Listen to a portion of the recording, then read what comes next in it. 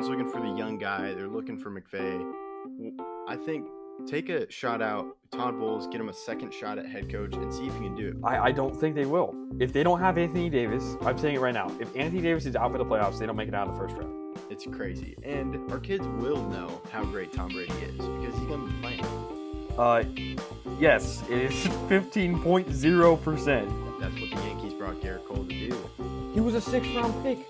This is a fairy tale story that's being written in front of our eyes. People like to call them their JV team, and they just stole one of their better players. They didn't struggle against the Padres. The Padres didn't really put up a fight in most of the games.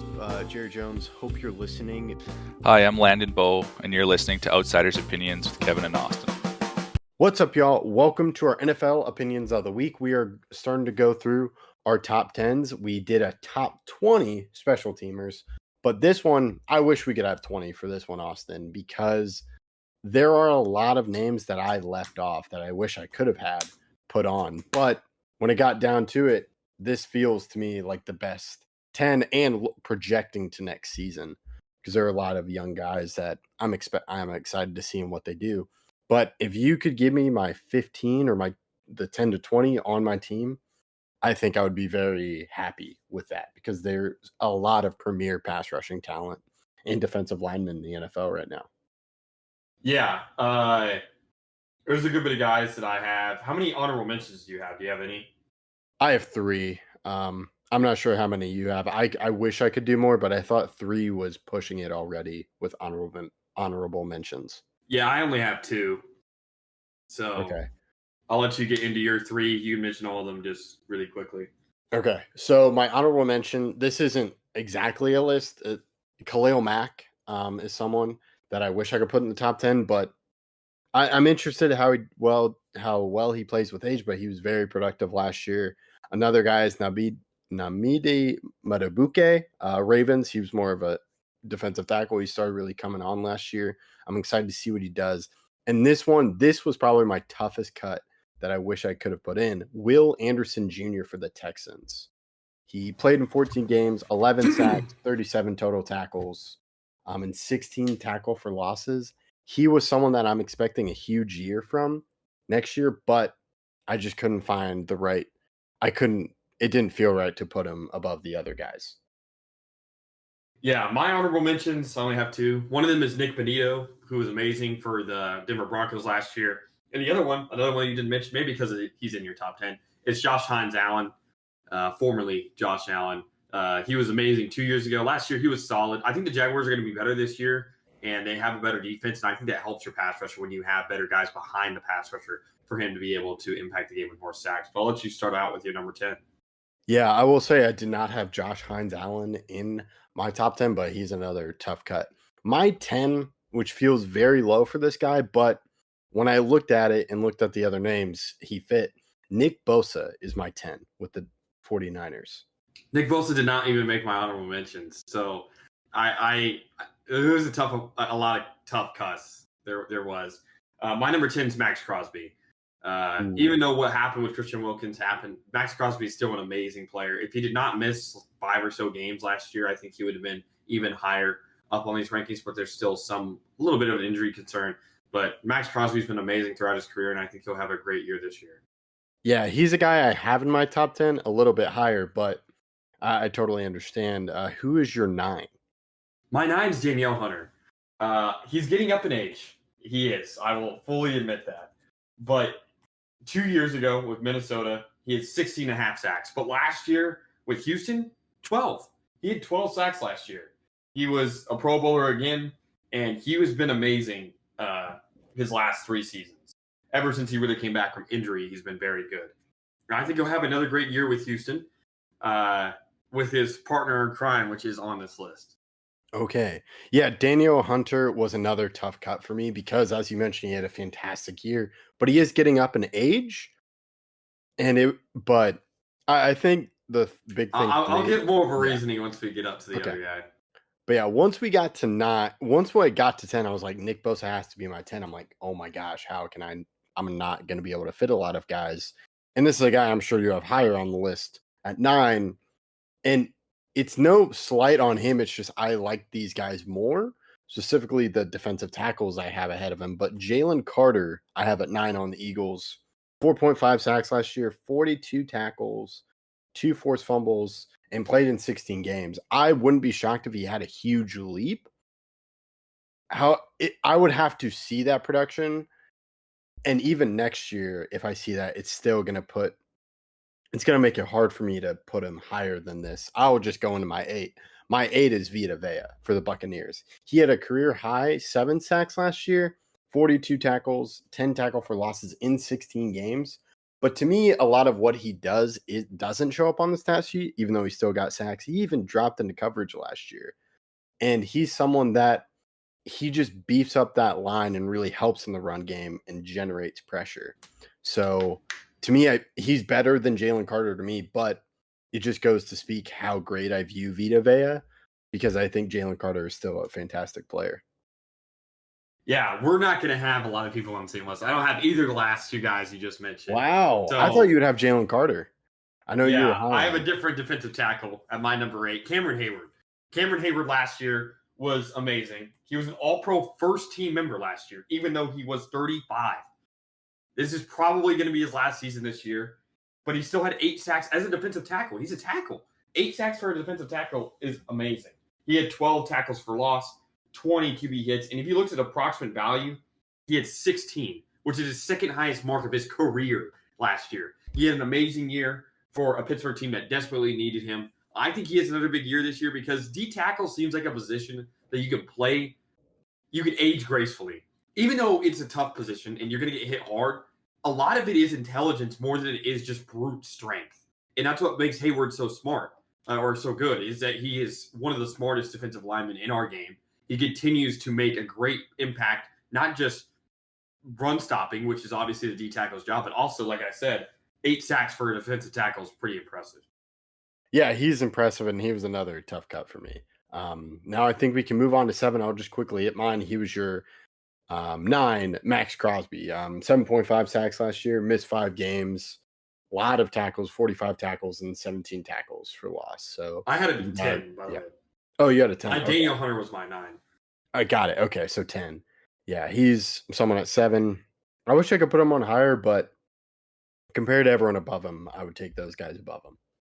Yeah, my number 7 is Chris Jones. Chris Jones did show a little bit of regression last year. He slowed down a little bit, but I think that's partially because of all the contract talks and everything that's happened in the offseason.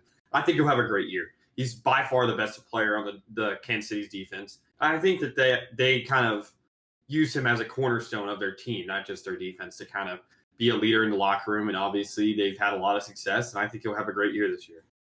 Absolutely. I do have Chris Jones on my list, but a little bit higher, but I totally understand because he did only have 5 sacks last year, but he's another guy that I view with Vita Vea.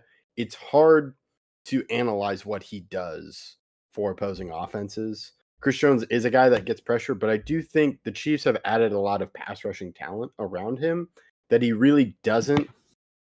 He's the primary focus for an opposing offense, but he doesn't really focus on that anymore because the Chiefs, before it was only like 1 or 2 other guys had pressure, but now I view the Chiefs pass rush a lot of different rushers that can help generate pressure, not just Chris Jones.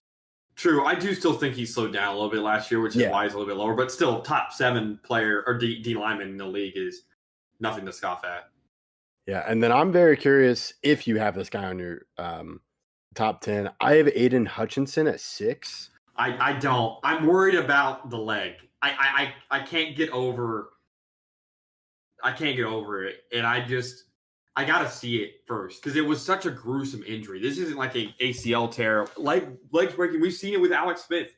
Now, obviously, he didn't get the infection. Obviously, thankfully, that Alex Smith was experienced. But you don't know how you're gonna come back from a break, especially one that was of that nature. But I understand having him on the list. I probably should have put him as an honorable mention, but I'm worried about what he's going to be able to do. I don't know. He could have an amazing season. He could have a bad year. I don't know. Yeah, I totally understand it. He's someone where if he would be higher on this list if he didn't break his leg, because I am concerned a little bit, but I do think from what I've seen from camp, he's doing great. And the level of production he had, he only played 5 games. I think it may have been, I may have seen 6, but he played 5 full games, had 7.5 sacks, forced fumble, and 19 tackles. He was really dominating. So I think even if he may not reach that level that he was ever again because of the leg injury, but I still think he can be very productive. I'm just worried. And again, this is a prediction, and I don't know what to predict for him, so I wanted to play it a little bit safe here. Mhm. I'll go into my number 6. It's a guy that you had as an honorable mention. It's Will Anderson. I think Anderson's going to have an amazing year, and that's why I have Danielle Hunter at 9. I think they will have the best pass rush in all of football. Will Anderson, I've seen him in training camp, and I'm just like, that guy is going to be really, really, really scary. And if I was any team in the AFC South, I would hate playing the Texans twice per year because that defense, especially obviously with their coach being defensively minded, I mean, DeMeco Ryans is going to have an amazing time coaching. I would assume and I would predict the best pass rush in football. Yeah, I'm really interested. Because, Daniel Hunter was a tough cut for me, and so was Will Anderson. So I'm very interested to see who they have. Now we go into the top 5. Who is your 5? Micah Parsons is my 5. Ooh. I do have him a little bit lower than I did last year. I think I had him at 1 last year. I wonder if because we had top defender. I remember one year we had top defenders. Yeah. I don't actually remember. I have him lower. I do. I'm concerned about the morale regarding the team, how much people actually are going to be worried about winning versus just personal stuff. He's an amazing player, and the top end of the defensive line are just, I mean, amazing players, and players that I don't even remember the last time they were bad or had a down game, right? So Micah is still very good, and he's been extremely consistent throughout his career. I think he will easily be a top 5 defensive lineman, even though I have him at 5. But I just couldn't convince myself to put him above any of the guys that are above him. Okay. Yeah, he's someone I have just a little bit higher, but I understand. He's someone that I think he's going to rush the passer, and he's going to do that well, even if the Cowboys are not good. But I think my concerns with him are not getting to the quarterback. I do, compared to the guys I have above him, he needs help in the run game as a pass rusher. He's good in the run game as a linebacker, but you could see last year a lot of guys attacked him in the run game, and he just wasn't. That's when they would have the Cowboys had a terrible rushing defense last year. Of course, they don't have great defensive tackles, but a lot of it was teams were attacking Micah Parsons. But my 5 is Trey Hendrickson. And the team I list Bengals ? Of course, he led the league in sacks, and he's another guy where it was tough. I think you're really excited if you're a team and you have these 5 guys, in my personal opinion. Hendrickson had 46 tackles, and he's someone that can rush the passer. But I am concerned how much production does he get, because does he play the full 17 games? Not because of injury, but because of the Bengals and him holding out. Yeah, I have him higher on my list, but we'll get to him eventually. I'll go into my 4. My 4 is TJ Watt. Just signed the biggest contract for a non-offensive player ever. I think it's not a QB ever, but I'll just say non-offensive player to make sure I'm right. TJ Watt's TJ Watt. I mean, their record without him, I think they have 1 win in the last 5 years without TJ Watt in the lineup. He'll be a mainstay of the defense, as always. I have him and Cameron Hayward, so their D-line looks good this year. This is obviously supposed to be a big year for the Steelers. We'll see how it ends up working out, but TJ Watt will be at the focal point as their best player by far. Yeah, now we go into my the 4 for me is Chris Jones, the Chiefs. Only 5 sacks, 37 tackles, but like I said earlier, he's someone that it's hard to recognize his value just with stats, and that's something I'm dealing with other defensive players. It's hard to find a lot of stats for these players. It took me, I couldn't even find his tackle for loss, but I could find other tackle for loss players.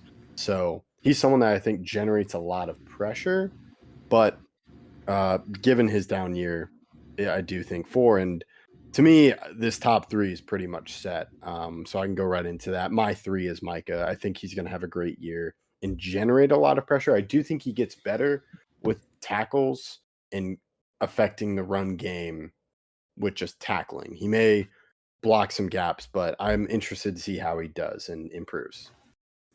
Yeah, my 3 is Dexter Lawrence. Dexter Lawrence, I think, is the best defensive tackle in football. His impact on the Giants D-line is amazing. There's also Brian Burns, who is solid, and they have some other guys, obviously, there.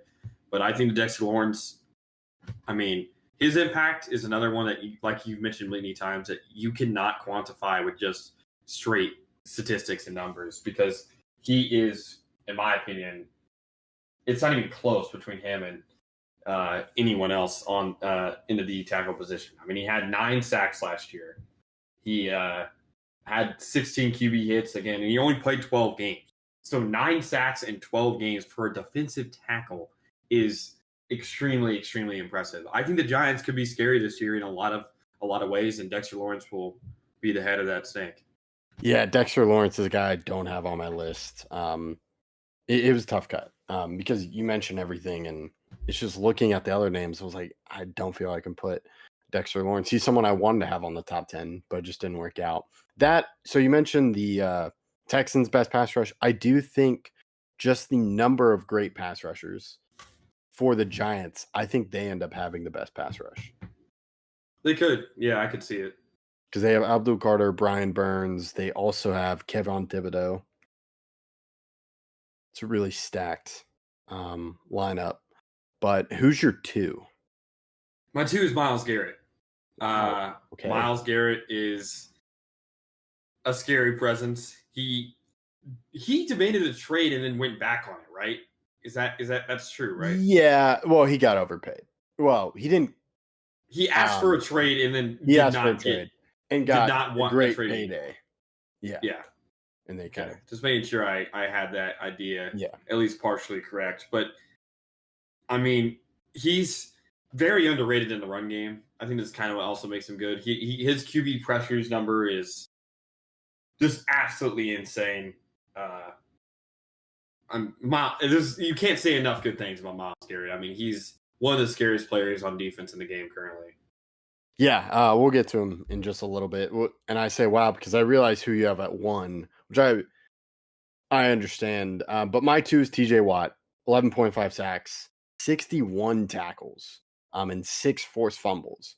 He's a guy that can just generate a lot of pressure. But the problem is injuries, and I'll just go into it. My 1 is Myles Garrett for all the reasons you mentioned. He's someone that I just think he's the best. He generates so much in the run game, but also he can just physically overpower guys. And to me, he does so much for a defense, and he's the best defensive lineman. Okay. I do have who you think I have at 1. I have Trey Hendrickson at 1. And here's why. There's 2 reasons. 1, I think he's going to be playing with his hair on fire. I think there's a chance that he signs a 1-year deal just to get through the season. And, I mean, he's had 17.5 sacks both of the last 2 years. Okay. That is 35 sacks over 2 seasons, which is extremely impressive. And the biggest thing to me, what makes him so good, is who else is helping him on the Bengals defense. They get the ball out quickly because their secondary has not been all that great ever since they got rid of Jesse Bates and some of the other guys on their defense. And their D-line besides him is not good. So they're not helping him get pressure, so he's double-teamed a lot. And they're also, I mean, it's not like they're up a lot in games because their defense is so bad. So their teams are still rushing a lot of percentages of the game. And I think he's going to be playing with his hair on fire. Whether he gets traded or not, I think he has a point to prove this season. And so it's a little bit of a wild prediction. I'll give you that. But I think that he will be the best defensive lineman this year. I mean, he was second in Defensive Player of the Year voting last year. So I think he wins it this year. Yeah. Oh, okay. So Defensive Player of the Year. He was second in it last year. I think he wins it this year. Okay. I go with Garrett because he's someone that's always been in contention. He has won it. And he's someone who I think he's starting to reach that level of just dominance. Think this is his 3rd straight year of 14 sacks. As I double check that. This is 4th. Fourth straight year. And he's someone where the Browns offense is terrible, but they were in a lot of games just because of what that defense did. And to me, that defense is led by Myles I Garrett. will say, though, and this is, again, Myles Garrett's amazing. I think no matter who was on his team, he'd be a crazy force and not be affected all that much. But his defense is significantly better around him than Trey Hendrickson is for him. That's kind of what I'm getting at, is that there's not much help either by having a good secondary or having good D linemen besides Trey Hendrickson to kind of make it easier for him to get sacks. No, it's not easy at all. And the fact that he led the league in sacks this past season and at 17.5, the same amount the year before that, is extremely impressive. Yeah, it is impressive. And it is really just goes to the top tier talent, because we do have different lists, but I think any team would be happy with having any of these 10 guys for both of us. Yeah, that's an understatement. I mean, all these guys are pretty incredible, and their ability to either rush the passer or stop the run or just be a presence on the D line cannot be understated. Yeah, so let us know your thoughts in the comments. I'm sure we left someone off. Would love to hear your argument for them. We appreciate you listening to Outsiders Opinions.